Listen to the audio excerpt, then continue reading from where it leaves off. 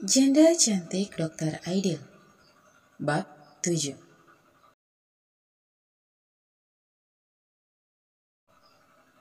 Antara rindu dan ragu. Matahari mulai menghangatkan apartemen Emily, memantulkan cahaya ke dinding putih ruang tamu. Di meja makan, secangkir kopi hitam mengepul pelan, sementara Emily duduk dengan laptop di hadapannya, mencoba fokus menyelesaikan desain ruang tidur utama untuk klien barunya. Namun, seperti hari-hari sebelumnya sejak akhir pekan itu, pikirannya kembali melayang kepada Aidil. Setiap kali ia menutup mata, wajah pria itu muncul.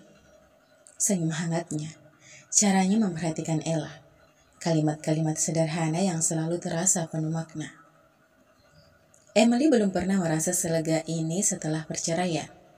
Namun, justru karena itulah ia merasa cemas.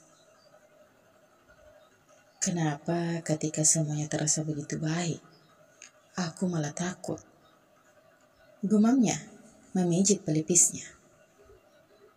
Satu suara kecil dalam dirinya menyuruhnya membuka hati. Tapi suara lain, lebih besar dan lebih keras, masih menahan, membisikkan ketakutan tentang luka yang bisa kembali terulang. Ponselnya bergetar. Nama Aidil muncul di layar. Aidil. Pagi, Emily. Hari ini aku gak ada jadwal operasi. Kalau kamu gak sibuk, mau makan siang bareng, aku kangen ngobrol langsung, bukan lewat pesan. Emily tersenyum kecil. Ia belum sempat membalas ketika suara langkah kecil terdengar dari arah kamar. Mama! Panggil Ella dengan rambut acak-acakan dan boneka kelinci di tangan. Selamat pagi, sayang. Sapa Emily, menarik kursi kecil untuk putrinya. Mama senyum-senyum lihat HP, chat sama siapa? Tanya Ella dengan polos. Teman mama. Jawab Emily sambil menyuapi Ella roti bakar. Dr. Aidil ya. Tebak Ella, membuat Emily nyaris tersedak. Anak itu menatapnya sambil terkekeh. Ella suka kok kalau mama senyum kayak gitu.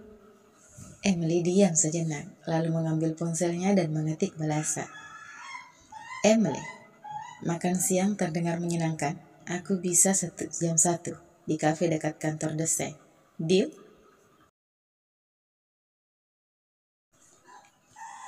Kafe kecil di pusat kota itu punya nuansa hangat dengan interior rustik dan jendela besar yang menghadap ke jalan. Emily tidak lebih dulu memilih tempat duduk di pojok dengan pemandangan ke arah luar. Tak lama, Aidil datang. Kali ini tanpa jas dokter, hanya kemeja putih dan celana kain hitam. Sederhana, tapi tetap berwibawa.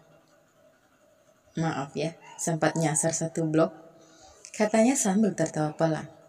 Tenang saja, aku juga baru datang. Jawab Emily. Mereka memesan makanan, dan untuk beberapa saat pembicaraan mereka ringan. Tentang pekerjaan, tentang pasien Aidil yang lucu-lucu, tentang Ella yang mulai tertarik belajar angka. Namun di sela tawa dan obrolan hangat itu, Emily merasa gelisah. Ada sesuatu yang ingin dia tanyakan, tapi takut menghancurkan suasana. Aidil. Akhirnya ia berkata pelan. Boleh aku tanya sesuatu yang agak pribadi? Tentu, jawab Aidil. Wajahnya berubah serius tapi tetap tenang. Kenapa kamu memilih aku? Maksudku, kamu tahu aku seorang janda. Aku punya anak. Aku bukan orang yang mudah untuk dijalani.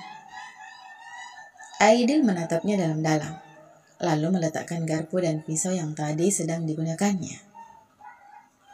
Aku tidak memilih kamu karena hidupmu mudah. Justru karena kamu pernah terluka dan tetap berdiri, tetap mencintai Ella sepenuh hati, dan tetap bekerja keras. Aku melihat kamu, bukan dari statusmu, tapi dari cara kamu memperjuangkan hidupmu. Emily menunduk, menggigit bibir bawahnya. Tapi aku takut. Takut aku akan menyakitimu tanpa sengaja. Atau kamu berubah pikiran suatu hari nanti. Aidil menghela napas pelan. Aku tidak bisa menjanjikan masa depan yang sempurna. Tapi aku bisa janji satu hal. Aku tidak akan pergi tanpa alasan. Dan selama kamu mengizinkan, aku akan terus ada. Emily menatapnya, dan di balik semua keraguannya, ia merasa kata-kata itu menyentuh sesuatu yang dalam. Bukan janji manis seperti dulu, tapi keyakinan yang datang dari tempat yang jujur.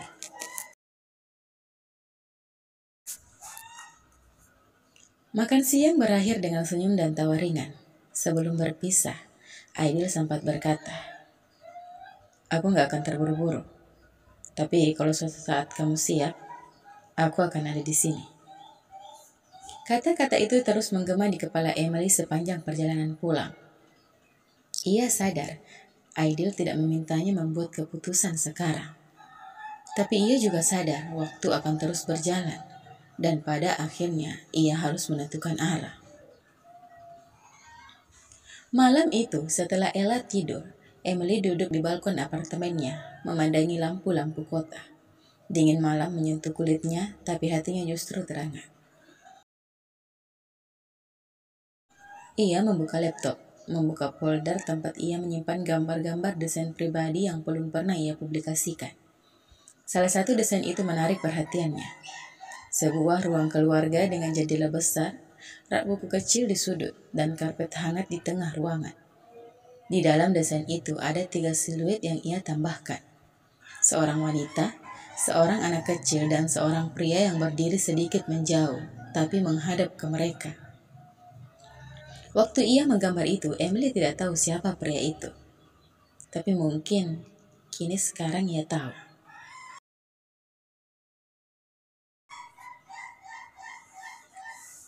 Beberapa hari berlalu, Emily mulai merasakan ada sesuatu yang berubah dalam dirinya. Bukan perubahan besar, tapi langkah-langkah kecil. Ia tidak lagi langsung menolak undangan makan malam. Mulai memikirkan untuk menghadiri reuni kecil teman kampus, dan mulai mengirim pesan lebih dulu kepada Aidil. Dan di balik semua itu, ada secercah harapan yang mulai tumbuh. Bahwa mungkin cinta bukan hanya tentang luka, tapi juga tentang keberanian untuk kembali mencoba. Bersambung, sampai jumpa di episode selanjutnya ya. Jangan lupa untuk selalu dukung channel ini dengan cara like, komen, dan subscribe. Dan aktifkan lonceng notifikasinya, agar kalian tidak ketinggalan dengan video-video selanjutnya.